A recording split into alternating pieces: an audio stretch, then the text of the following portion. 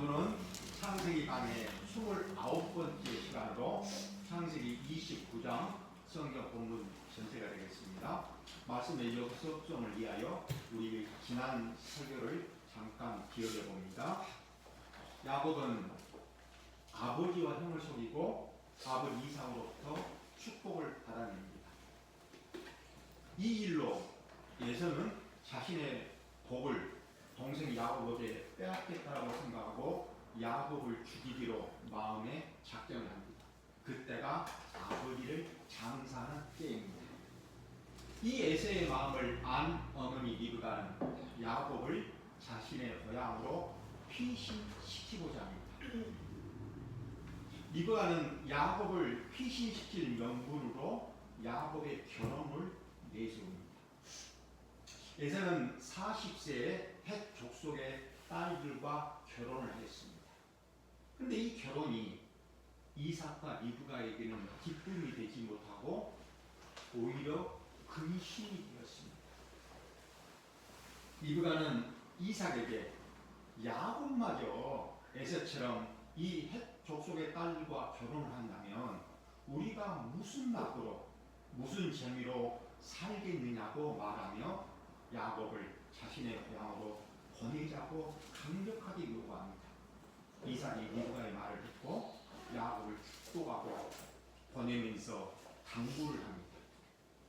너는 이 가나안 땅의 여자를 아내로 삼지 말고 어머니의 고향인 밧단 아람으로 가서 외삼촌 라반의 딸들 중에서 아내를 맞이하라고 말합니다.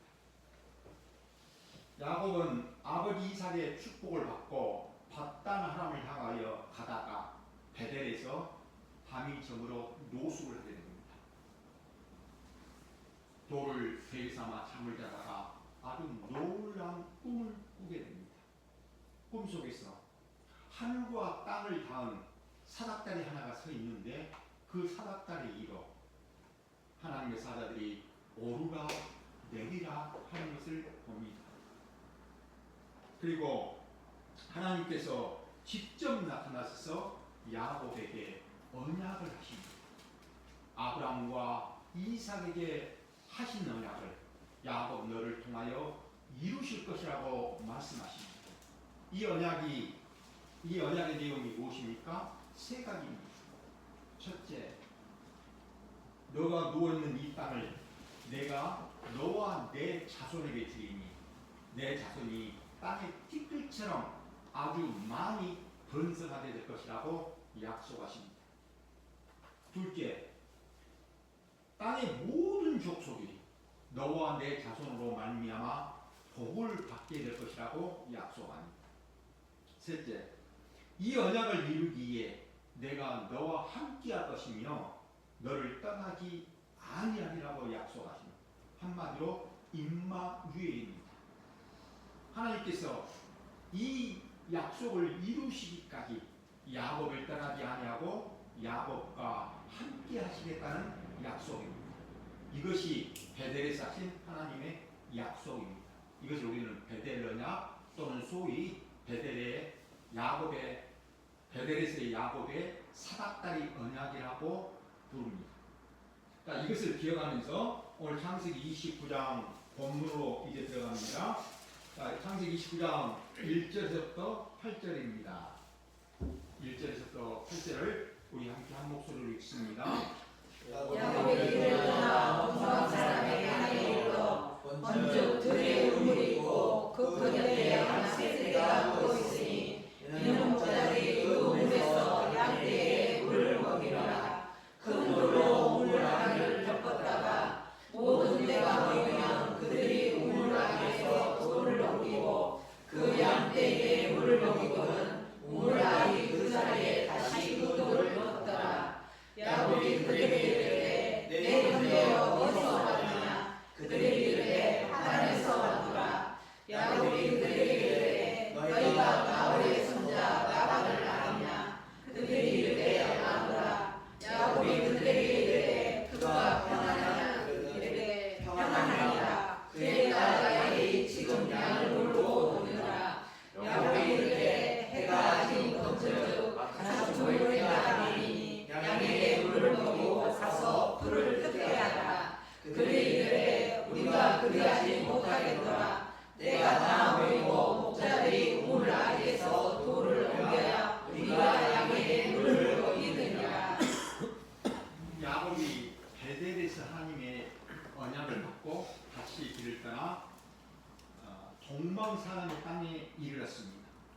여기서 동방사람의 땅이라고 하는 것은 메소포타미아에 있는 하란을 말합니다.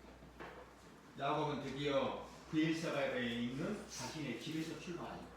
800km나 떨어진 아주 머나먼 이 거리에 있는 바다나람 하란에 드디어 도착을 합니다. 하란에 도착한 야곱은 들에 있는 우물을 발견하고 곧장 우물로 갑니다. 왜 우물로 갑니까? 우물은 목축업을 하는 사람들에게 있어서 가장 중요한 곳입니다. 물을 얻을 수 없는 들에서 양에게 물을 먹이기 위해서는 반드시 찾아야 하는 곳이 우물입니다. 그래서 우물은 사람을 만나기가 가장 쉬운 곳입니다. 야곱이 도착한 우물 곁에는 마침 양 세 떼가 누워 있습니다. 이 우물은 평소에는 큰 돌로 우물을 덮어두었다가 이제 많은 양떼들이 모이면 돌을 옮겨놓고 그리고 양떼에게 물을 먹이고 다시 돌을 이 우물 위에 덮어주는 방식으로 사용하였습니다. 야곱은 그곳에 먼저 와 있는 목자들에게 나홀의 손자 라반을 아느냐고 묻습니다. 목자들이 안다고 대답하자 야곱은 다시 그가 평안하냐고 묻습니다. 목자들이 평안하다고 대답합니다. 사랑하는 여러분, 지금 이 야곱과 목자들의 대화는 아주 단순한 대화입니다. 그런데 좀 이상합니다. 야곱은 지금 애삼촌 라반의 집을 찾아가는 중입니다. 그러니 하란에서 왔다는 목자에게 라반을 아느냐고 물어보는 것은 당연합니다. 목자들이 안다라고 대답을 합니다. 그러면 그 다음에 질문해야 할 것이 자연스럽게 무엇일까요? 그러면 라반의 집을 아십니까? 라반의 집이 어디입니까? 라고 물어보는 것이 아주 자연스러운 질문입니다. 그런데 야곱은 뭐라고 질문합니까? 묻습니까? 라반이 평안한지를 묻습니다. 정말 라반의 평안을 함부로 묻는 것이라면 애삼촌 라반을 만나서 애삼촌 그동안 평안하셨습니까? 라고 묻는 것이 상식입니다. 그런데 처음 본 목자들에게 라반의 평안을 묻는다는 것은 라반의 안부를 묻는 것이 아닙니다. 라반의 형편을 알고 싶은 것입니다. 왜 그렇습니까? 야곱은 당분간 애삼촌 라반의 집에서 살아야 합니다. 그리고 라반의 딸들 중에서 아내를 맞이해야 합니다. 그러니 라반의 형편이 어쩌면 궁금했을 것입니다. 또 야곱의 인간성이 그대로 드러나는 내용이 7절입니다. 우리 7절만 다시 한번 읽어봅니다. 7절만 다시 읽습니다. 야곱이 이르되 해가 지기 높은즉 같은 물을 대하니 양에게 물을 먹이고 풀을 뜯게 하라. 야곱이 목자들에게 하는 말입니다. 해가 아직 높다는 것은 해가 저물려면 아직 멀었다는 뜻입니다. 다시 말해서 지금 야곱이 하는 말은 아직 해가 저물려면 멀었고 또 다른 목자들이 양떼를 데리고 오려면 아직 시간이 많이 남았으니 먼저 당신의 양떼에게 물을 먹이고 그리고 가서 풀을 뜯게 하라고 말합니다. 자신의 양만을 생각하면 이 야곱의 말이 맞습니다. 이 야곱의 조언의 목자들이 어떻게 대답합니까? 8절입니다. 우리 8절만 또 함께 읽습니다. 그들이 이르되 우리가 그리하지 못하겠노라. 때가 다음이고 목자들이 우물 앞에서 돌을 옮겨야 우리가 양에게 물을 먹이리라. 목자들은 그렇게 하지 못하겠다고 말합니다. 왜냐하면 목자들은 모든 목자들이 모였을 때에 우물에 돌을 옮기고 양떼들에게 다 물을 먹이고 그리고 돌을 다시 올려놓는 것이 목자들의 정해놓은 규칙이었습니다. 그러기에 목자들은 자신의 양만을 생각하지 아니하고 목자들의 질서와 규칙을 먼저 생각하는 것입니다. 그러나 야곱은 오직 나만을 생각합니다. 이것이 야곱의 본래 모습입니다. 이제 우리 9절로 14절을 함께 봅니다. 9절에서부터 14절입니다. 야곱이 그들과 말하는 동안에 라헬이 그의 아버지의 양과 함께 오니 그가 그의 양을 치고 있었기 때문이더라. 야곱이 그의 삼손 라반의 딸 라헬과 그의 삼손의 양을 보고 나아가 우물 안에서 돌을 옮기고 외삼손 라반의 양에게 물을 먹이고 그가 라헬에게 입맞추고 소리내어 울며 그에게 자기가 그의 아버지의 생질이요 리브가의 아들임을 말하였더니 라헬이 달려가서 그 아버지에게 알리매 라반이 그의 생질 야곱의 소식을 듣고 달려가서 그를 건너가고 입맞추며 자기 집으로 인도하여 드리니 야곱이 자기의 모든 일을 라반에게 말하매 라반이 이르되 너는 참으로 내 혈육이로다 하였더라. 야곱이 한 달을 그와 함께 거주하더니 마침 라반의 딸 라헬이 양떼를 몰고 우물가로 옵니다. 야곱은 돌을 옮기고 라헬이 끌고 온 양들에게 물을 먹게 하고는 자신이 이 라반의 조카이며 또 리브가의 아들임을 말합니다. 그러다 라헬은 즉시 자기 집으로 달려가서 자기 아버지에게 이 소식을 전합니다.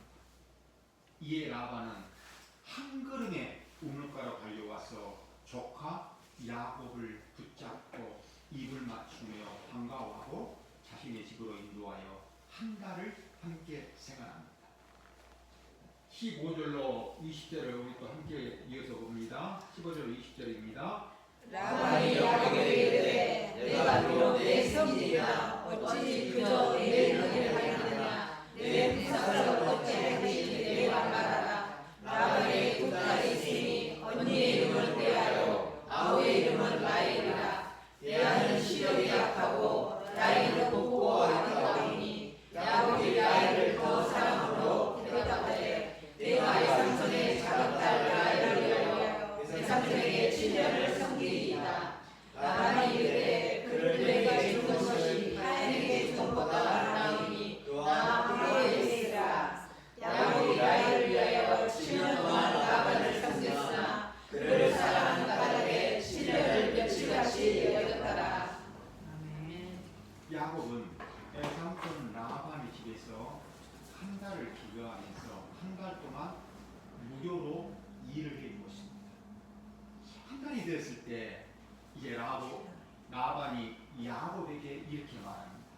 너가 비록 나의 조카이지만 어떻게 공짜로 무료로만 일할 수 있겠느냐? 그러니 너가 받을 품삯, 삭슬, 보상을 정하라는 것입니다. 보수를.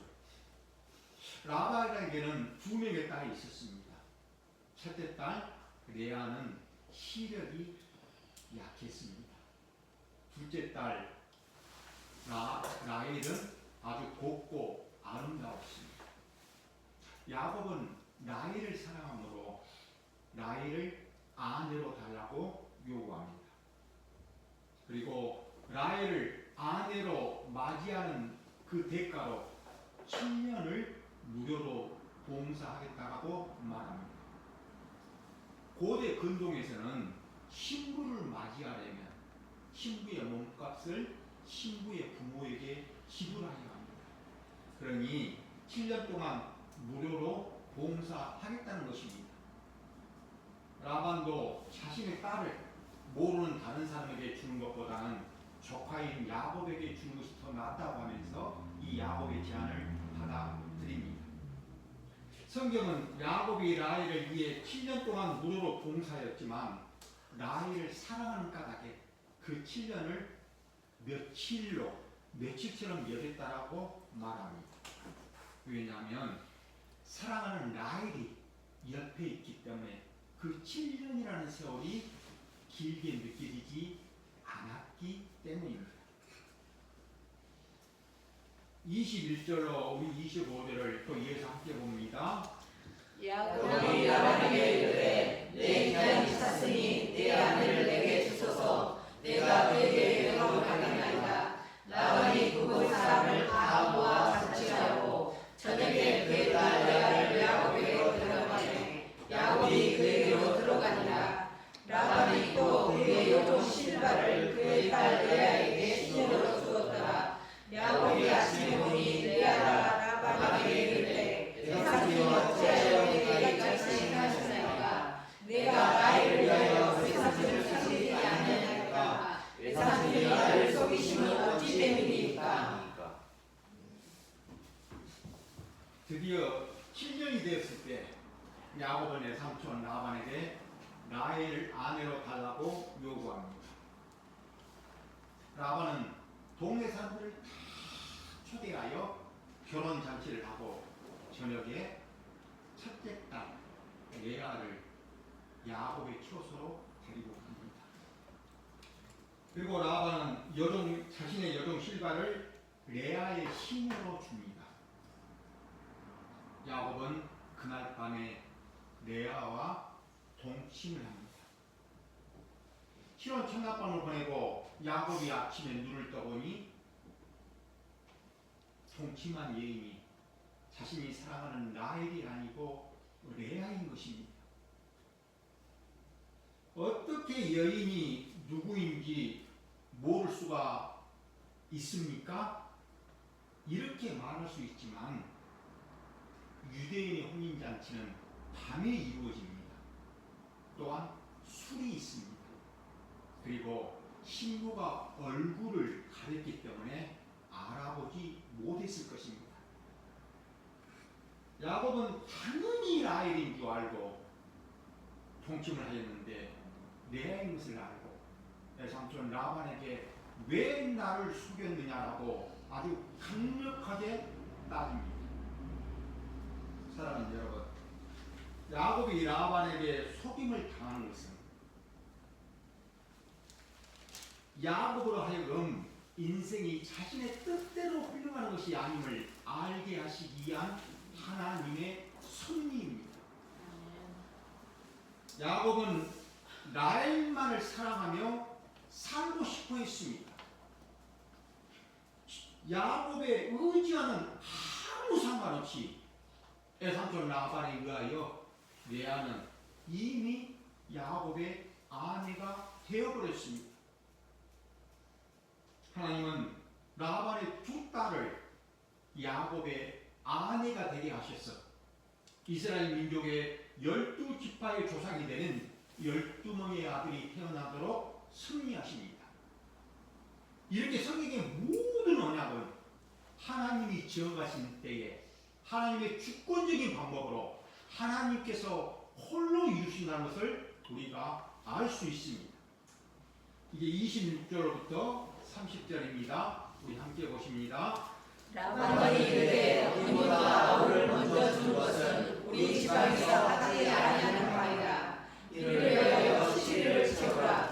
우리가 너 내게 주리니 내가 또 나를 7년 동안 속이지니라. 야곱이 들어와여 그 시비를 지켜매 라반이 딸 라헬도 그에게 아내로 주고 라반이 또 그의 여종 빌라를 그의 딸 라헬에게 주어 시녀가 되게 하매 야곱이 또한 라헬에게로 들어가고 그가 레아보다 라헬을 더 사랑하여 다시 7년 동안 라반을 사귀었더라. 야곱 항의에 라반이 뭐라고 말합니까? 우리 지역의 결혼 풍습에는 동생이 언니보다 먼저 시집가는 일이 없다고 말합니다. 그러니 할 말이 없는 것입니다. 라반은 7일 신혼 기간이 끝나면 또다시 라헬을 줄 테니 더 7년을 봉사하라고 말합니다. 야곱은 라헬을 사랑하였기에 7년을 더 봉사하겠다고 합니다. 야곱은 7일 후에 라헬과 결혼식을 올리고 그리고 사랑하는 라헬을 아내로 맞이합니다. 라반은 여종 비라를 라헬에게 시녀로 줍니다. 야곱은 라헬을 아내로 맞이한 대가로 또다시 7년을 봉사합니다. 결국 야곱은 7년 7일 만에 2명의 아내를 얻었으며 결국 아내를 맞이한 대가로 14년을 외삼촌 라반에게 봉사합니다. 이제 31절로 32절을 함께 봅니다. 여호와께서 레아가 사랑받지 못함을 보시고 그의 태를 여겼으나 라헬은 자녀가 없었더라. 레아가 임신하여 아들을 낳고 그 이름을 루벤이라 하여 부르되 여호와께서 나의 이름을 불러주시니 이제는 내 남편이 나를 사랑하리로다 하였더라. 야곱은 라헬을 사랑했습니다. 레아보다 라헬을 더 사랑했습니다. 그러니 야곱이 어디로 가겠습니까? 라헬에게만 갑니다. 어쩌다가 간혹 레아에게 오는 것입니다. 여호와 하나님께서 야곱의 사랑을 받지 못하는 레아를 불쌍히 여기시고 긍휼을 베푸십니다. 그래야 레아의 태를 열어주십니다. 레아가 아들을 낳고 이름을 루벤이라 불렀습니다. 그 이름의 뜻은 보라 아들이라, 이제는 내 남편이 나를 사랑하게 될 것이라는 그런 의미입니다. 그러나 레아가 아들을 낳았다고 야곱의 마음이 돌아오지는 않았는가 봅니다. 33절입니다. 33절 우리 함께 봅니다. 그가 다시 임신하여 아들을 낳고 이르되 여호와께서 내가 사랑받지 못함을 들으셨으므로 내게 이 아들도 주셨다고 그의 이름을 시므온이라 하였으며. 레아는 첫째 아들 루벤을 낳고 남편이 자신을 사랑해 줄 것이라고 기대했습니다. 그러나 여전히 남편의 사랑을 받지 못했습니다. 레아의 고통을 들으시고 우리 하나님께서 다시 레아의 태를 열어주십니다. 둘째 아들을 낳고 이름을 시므온이라 부릅니다. 그 이름의 뜻은 나의 고통을 하나님이 들으셨다라는 뜻입니다. 그러나 여전히 야곱의 마음은 레아에게로 돌아오지 않습니다. 그래서 셋째 아들을 낳고 이게 뭐라고 합니까? 34절입니다. 그가 또 임신하여 아들을 낳고 이르되 내가 내게 새 아들을 낳았으니 내 남편이 지금부터 나와 연합하리로다 하고 그의 이름을 레이라 하였으며. 레아는 2명의 아들을 낳았습니다. 그럼에도 남편 야곱은 여전히 자신에게로 돌아오지 않습니다. 야곱은 라헬만을 사랑합니다. 레아는 셋째 아들을 낳고 이제는 나의 남편이 나와 연합하리라는 의미로 레이라고 이름을 짓습니다. 35절입니다. 그가 또 임신하여 아들을 낳고 이르되 내가 이제는 여호와를 찬송하리로다 하고 이로 말미암아 그가 그 이름을 유다라 하였고 그의 출산이 멈추었더라. 레아가 또 임신을 하고 넷째 아들을 낳았습니다. 여호와 하나님을 찬송한다는 의미로 아들의 이름을 유다라고 짓습니다. 레아가 유다를 낳은 이후에 하나님께서는 일시적으로 이 레아의 태를 닫습니다. 그렇지만 레아는 훗날 아들 2명을 더 낳고 딸 1명을 더 낳습니다. 레아는 야곱의 아내이지만 남편의 사랑을 받지는 못했습니다. 야곱은 여전히 레아보다는 라헬을 더 사랑하였습니다. 그러나 하나님께서는 라헬의 태를 닫으시고 레아의 태를 이으셔서 4명의 아들을 낳게 하십니다. 사랑하는 여러분, 이제 말씀을 정리하고자 합니다. 선악과를 먹은 아담 이후부터 태어나는 모든 사람에게는 본성이라는 것이 있습니다. 이 본성은 자신의 유익을 위해 행동하는 것으로 드러납니다. 나타납니다. 어떤 사람도 이 본성으로부터 제외될 수는 없습니다. 자유로울 수 없습니다. 사랑하는 여러분, 선악과의 주관자가 누구십니까? 하나님이십니다. 하나님이 좋아하시는 것이 선이고 하나님이 싫어하시는 것이 악입니다. 그러나 선악과를 먹은 인간도 역시 자기가 좋아하는 것이 있고 자기가 싫어하는 것이 있습니다. 이것이 악입니다. 선악을 아는 것이 죄입니다. 그러기에 인간은 모두 다 죄인인 것입니다. 죄를 지어서 죄인이 아니라 죄인이기에 죄를 짓는 것입니다. 사랑하는 여러분, 우리가 신앙생활을 이 땅에서 바르게 하기 위해서는 인간은 도무지 이 죄로부터 벗어날 수 없다는 것을 바르게 알아야만 합니다. 인간은 죄를 이길 수 없고 죄를 극복할 수 없습니다. 인간의 의지와 노력으로 죄를 이길 수 있고 극복할 수 있다라고 생각하는 것은 큰 착각입니다. 죄를 이길 수 있고 극복할 수 있다라고 생각하는 것은 죄를 행위적인 것으로만 이해하기 때문입니다. 물론 행위적인 것들은 얼마든지 고칠 수 있고 극복할 수 있습니다. 하지만 자신의 유익을 위해서 살아가는 인간의 본성과 죄성은 결코 고쳐지지 않습니다. 성도가 신앙생활을 하면 할수록 죄성이 나아지는 것은 아닙니다. 죄성이 나아지는 것은 없습니다. 오히려 죄성은 신앙생활을 할수록 신앙생활에서 묻어 나오는 것을 우리가 볼 수 있을 뿐입니다. 우리는 성도가 성령을 받고 어떤 신비한 체험을 경험하게 되면 또 변화가 되고 변화를 받아서 죄를 이기고 살 수 있을 것이라고, 그렇게 살아갈 수 있을 것이라고 생각을 합니다. 그러나 이런 생각이 큰 착각이라는 것을 오늘 요셉을 통하여 하나님 우리에게 보여주시는 것입니다. 야곱은 베델에서 노숙을 하다가 놀라운 꿈을 꾸었습니다. 하늘과 땅을 연결하는 사닥다리 하나가 서 있는데 그 사닥다리 위로 하나님의 사자들이 오르락 내리락 하는 것을 보았습니다. 그리고 하나님이 약속하신 언약을 직접 받았습니다. 야곱은 하나님이 자신과 함께 하신다는 것을 확신하였습니다.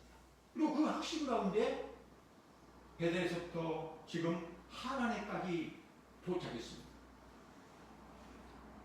야곱이 이렇게 신비한 꿈을 꾸고 하나님부터 직접 말씀을 듣고 하나님이 함께 하신다는 확신을 갖게 되었습니다. 이 정도면 야곱이 변화되기에 충분히 경험한 거 아닙니까? 그런데 어떻습니까? 야곱의 본성은 결코 바뀌지 않았습니다. 이것을 보여주는 것이 오늘 본문의 내용입니다. 우리의 삶도 야곱과 다르지 않습니다. 야곱과 같습니다. 우리는 신앙생활을 하면서 자신의 유익을 위해, 자신의 이름을 위해, 자신의 영광을 위해 합니다. 이런 우리의 본성은 변화되지 않습니다. 사랑하는 여러분, 하나님이 원하시는 것은 우리의 본성이 변화되는 것이 아닙니다. 하나님이 원하시는 것은 나 자신의 악함을 알고 이런 나를 위해 예수 그리스도를 보내신 하나님의 사랑을 깨달으라는 것입니다. 하나님의 사랑과 은혜가 온전히 드러난 곳이 어디입니까? 십자가입니다. 그러기에 하나님이 원하시는 것은 성도가 그 십자가로 인해 기뻐하며 감사하며 찬송하는 것입니다. 이것이 진짜 신앙생활입니다. 저는 소원합니다. 오늘 여기 계신 모든 분들이 예수 그리스도의 십자가의 죽으심과 부활하심이 믿어지는 하나님의 복된 성도들이 다 되어지시기를 우리 주님의 이름으로 축원드립니다. 아멘. 기도드리시겠습니다. 하나님 아버지, 인생의 주체는 하나님이십니다. 하나님이 하나님의 뜻을 이루시기에 우리와 함께 하시며 간섭하시며 인도하신다는 사실을 저희들이 바르게 알고 바르게 깨닫게 되기를 원합니다. 그리하여 나의 인생을 하나님 중심의 시각으로 이해하며 해석하는 복된 성도들이 될 수 있도록 하나님 저희들을 인도하여 주시옵소서. 아멘. 예수 그리스도의 이름으로 기도드리옵나이다. 아멘. 아멘.